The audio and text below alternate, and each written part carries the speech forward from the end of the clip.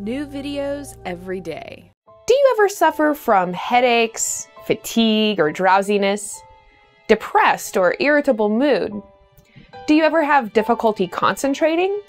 Or experience flu-like symptoms, nausea, or muscle pains and stiffness?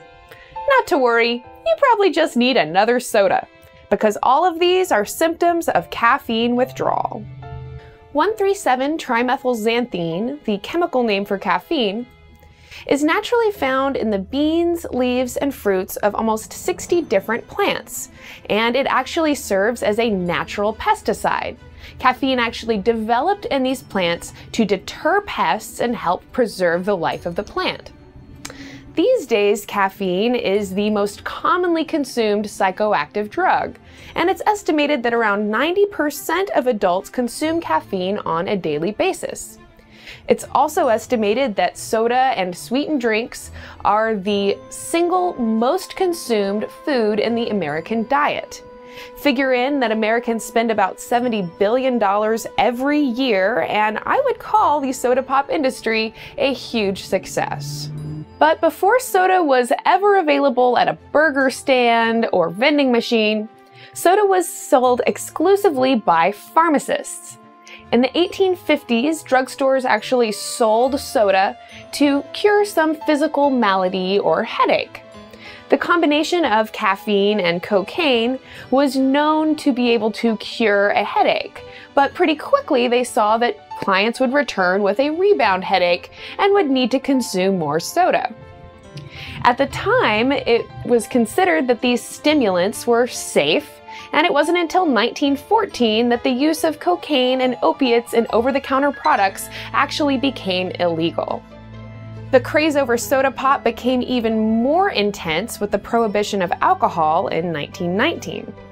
In 1920, an article was published in Drug Topics, which stated, "The soda fountain is the most valuable, most useful, most profitable, and altogether most beneficial business-building feature assimilated by the drugstore in a generation."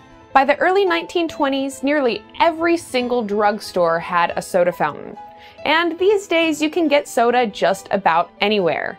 In fact, people drink more soda than water. It's estimated that the average American drinks around 52 gallons, or just under 600 cans of soda every single year. Now, I can enjoy a tasty beverage just as much as the next person can, but with withdrawal effects like headaches, difficulty concentrating, and depressed mood, it hardly seems worth it. It's also important to remember that where there are withdrawal effects, there's also addiction and dependence. The list of withdrawal effects that I gave earlier comes from a Johns Hopkins study that examined 170 years of caffeine research. The study also stated, "We know adults and children can become physiologically and psychologically dependent on caffeinated soft drinks, experiencing a withdrawal symptom if they stop." And as I described in the Psychology of Pleasure video, overstimulating our senses not only causes us to develop addictions and dependence, but it also dulls our sensations and can make it harder to enjoy other things. So too much high fructose corn syrup and aspartame aren't only going to rot your teeth, but they're also going to dull your senses so that it's harder to enjoy natural flavors and natural sweetness. But don't worry, just as you can dull your sensations, you can also get them back. And just a few days of abstaining from these sweeteners can help reset your senses so that you can enjoy those natural flavors again. And while adults can deal with these withdrawal effects, it's a little bit more worrisome when it comes to children. If children are becoming physically and psychologically dependent on these soft drinks, aren't we just setting them up to become obese adults too? In 1981, the FDA actually proposed that caffeine be removed from these drinks due to its negative health effects and addictive properties. But the soda industry responded and effectively avoided that proposed removal by saying that caffeine was only added for its flavor. But let me ask you this, when you are craving a Coke, is it simply the flavor that you're craving, or is it that caffeine buzz? Be sure to leave me a comment and let me know what you think, because the Johns Hopkins study that I mentioned earlier actually found that people could not distinguish the taste of caffeine. Now I know what you're thinking, that caffeine-free Coke tastes horrible. But you should know that the caffeine-free Coke also contains about half the sugar as regular Coke. And they're really not required to tell us what else they may have done differently to it either. Even more worrisome, though, is the fact that the caffeine content isn't even listed.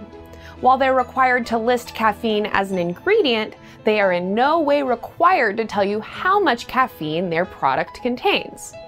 So here is a short breakdown of the caffeine contents in some commonly consumed beverages. You'll notice that Diet Coke actually contains more caffeine than regular Coke.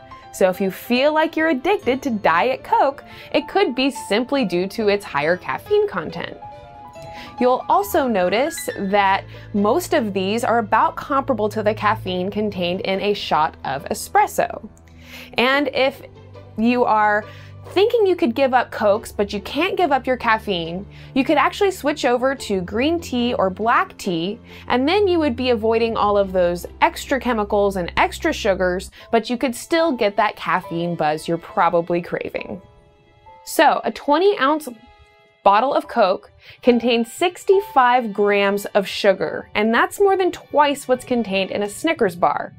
But most people don't even consider their pop as a dessert. It's something you have along with your burger and fries, along with your meal, or even while you're just running around running errands. It also says right there on the bottle that it contains about 22% of your daily value of carbs. So if you're drinking 4 20-ounce Cokes a day, you should just realize that those 4 sodas alone are satisfying your daily allotment of carbohydrates. The bottom line is, if you're trying to lose weight, lay off the sodas, or at least significantly cut back, and make sure that you're drinking a whole lot more water. Between the excess calories, the empty gonna turn straight into fat calories, the excess sugar, and the excess carbs, soda is gonna have you on a fast track to diabetes and obesity. And Diet Coke is even worse. Not only does it contain more caffeine, but the artificial sweeteners used in them have also been linked to weight gain, diabetes, and even neurological damage. In a CBS special, Dr. Holly Phillips actually recommended no soda or a significant cutback, and she even stated that for those who are unwilling to give up their soda, I would rather see them have the sugar than the chemicals. In addition to the headaches and moodiness you may experience, these drinks have also been linked to heart disease, tooth decay, insomnia, osteoporosis, kidney stones, behavioral problems, acne, and cancer.